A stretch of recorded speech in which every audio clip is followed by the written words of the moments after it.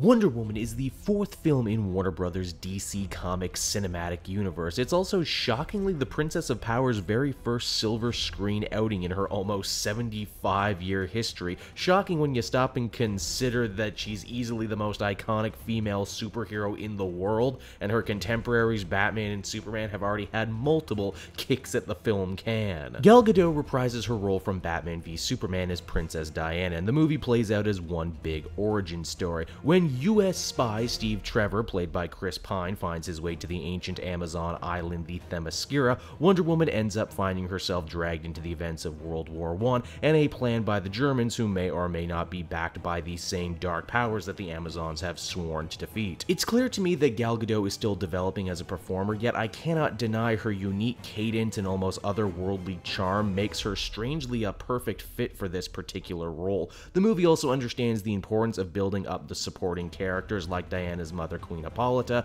fleshing out how the two women interact with one another, and really making Paradise Island live up to its very sunny name. It may have taken the DCCU a while, but it looks like director Patty Jenkins finally lets us see the sun and colors besides gunmetal gray or midnight blue. This feeling of hopefulness extends to the rest of the movie as well. Diana is the ultimate optimist. When she hears her new friend Steve in Man's World is in danger, she wants nothing more to go out and help despite her mother's wishes against it. Diana is naive at first, thinking the best of everyone and everything, but it's not long before she begins to understand the horrors of war and the many contradictions of mankind in man's world. In fact, early on in the movie, Queen Hippolyta sums up her daughter's journey pretty perfectly when she says they don't deserve you. Now, at first I was going to complain moving Wonder Woman's origins from World War II to World War I robbed her of something special, but the film ultimately surprised the heck out of me, instead choosing to highlight the cold, directionless, dehumanizing nature of war,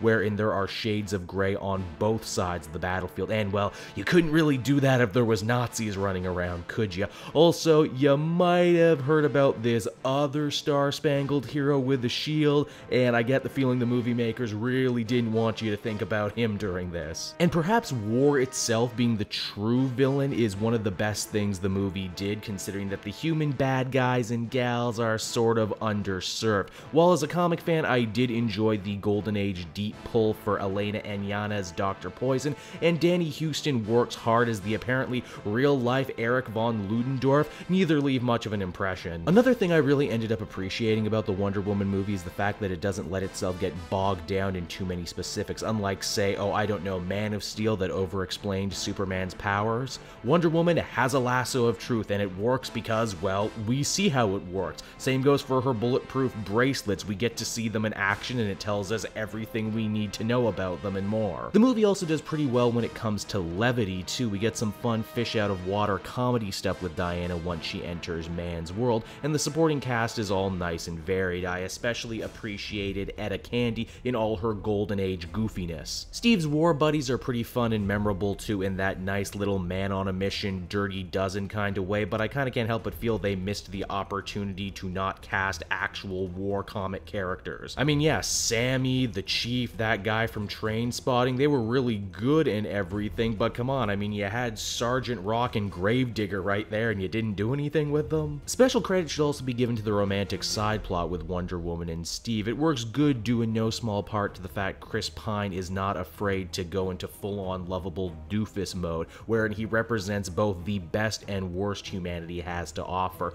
Not all his jokes landed for me personally, but he's trying really hard, and that's what counts. Without a doubt, the standout moment of the film involves Wonder Woman deciding to not turn a blind eye to a village in need and decides to save them from the Central Powers, even when it means crossing a dangerous no man's land to do so. It's right here in this moment the movie is at its best, and it presents us with something we have not yet seen in this DC film cycle, and that is a hero who is truly compassionate, who truly cares and wants to save people because it's the right thing to do. Diana is such a great inspiration. She even manages to redeem other characters who have lost all hope due to the ravages of war. It's in this connecting to humanity Barry and ultimately falling for Steve, Wonder Woman truly begins to understand mankind's beauty and worth, deciding to protect us from those who would seek to destroy us, be they human or otherwise. It was in these moments I was truly moved. I stopped seeing Gal Gadot and I started seeing Wonder Woman from the comics. I was won over like I had hoped I would be. And then only a few minutes later, the movie stops its own momentum as we return to Zack Snyder-style slow-down, speed-up action scenes, hampered further by some rather questionable special effects, usually the ones involving Wonder Woman jumping around through the air. The other big knock against this movie is the third act blowout action scenes. They sadly also suffer from the same issues, and it's made only worse by the fact that the movie tries to pay off some mysteries that they'd been weaving since the beginning, and if you're anything like me, you'll probably have solved these long before the characters actually do. Wonder Woman 2017 also sadly takes some rather unneeded inspiration, in my opinion, from the Brian Azzarello New 52 comics that more or less seek to turn Wonder Woman into some manner of chosen one archetype, and honestly, I didn't think they needed that. I thought the movie was doing fine without it. By no means is any of this enough to actually ruin the film. It just knocks it down from a could have been great to just genuinely pretty good, and honestly, it feels great to finally be able to say it's good. Believe it or not, I didn't enjoy not liking most of what I saw from the DC film outings to this point, but thankfully, Wonder Woman breaks the streak and she does it in wonderful fashion. Definitely, if you've been on the fence, I say check this one out. I think you're gonna like it. I know I did.